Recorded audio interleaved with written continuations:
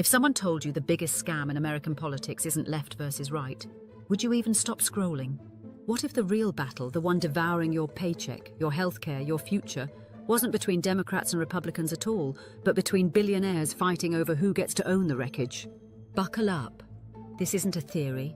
It's the playbook of American oligarchy. And by the end of this video, you won't just see the rigging, you'll feel it.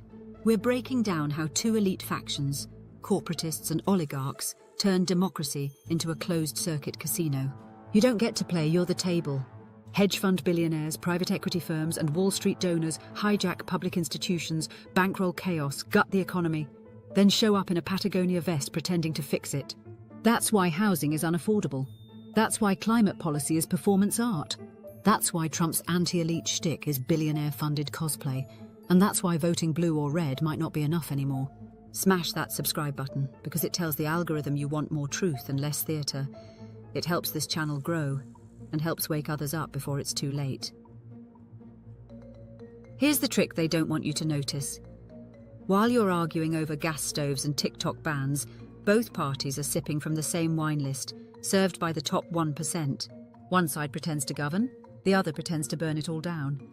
But neither one is passing laws to make insulin affordable or ensuring that a 40-hour week can pay the damn rent. Joe Biden and Kamala Harris are funded by big tech and health insurance giants. Donald Trump is bankrolled by crypto barons and hedge fund cowboys. So when you see them fight, it's not a war of ideas. It's a high-stakes poker match between corporatists who want to bleed the system slowly and oligarchs who want to slit its throat and sell the corpse. Either way, we lose. Let's talk about private equity. These firms don't build, they gut.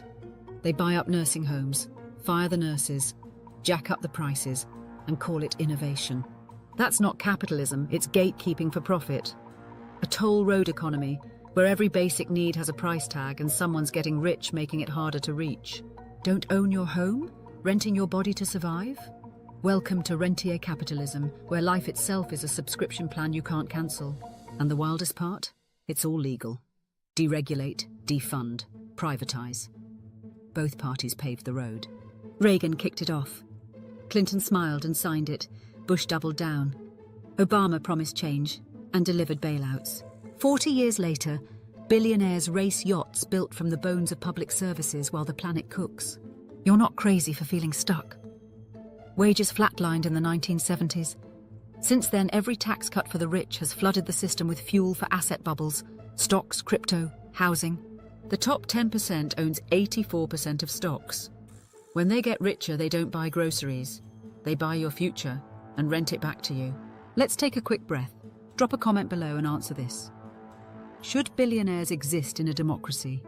Yes or no? And why? Don't just scroll. Your voice matters more than you think. Now back to our regularly scheduled collapse. Trump. He's not fighting elites. He is one. That 2016 line, "I donate to these people and they pick up my calls," wasn't rebellion.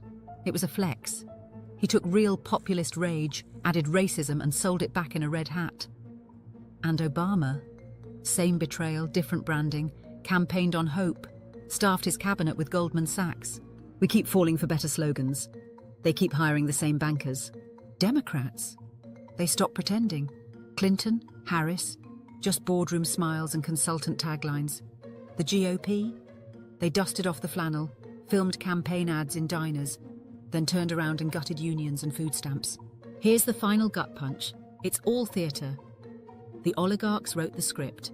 The corporatists run the stage lights. You're the audience, and the exit doors are locked. But it doesn't have to stay this way. What we need isn't a better billionaire. We need a new system, one that doesn't revolve around donors but empowers workers. A democracy that redistributes power, not just wealth, that treats healthcare and housing as rights, not investment opportunities. That kind of future doesn't begin in a boardroom. It begins with you. Like this video if you're tired of lies wrapped in flags. Share it if you're done being manipulated. Subscribe if you believe that truth should be louder than propaganda, because this community isn't here to fit in. We're here to burn the myths down. And remember, this was never left versus right. It's top versus the rest of us.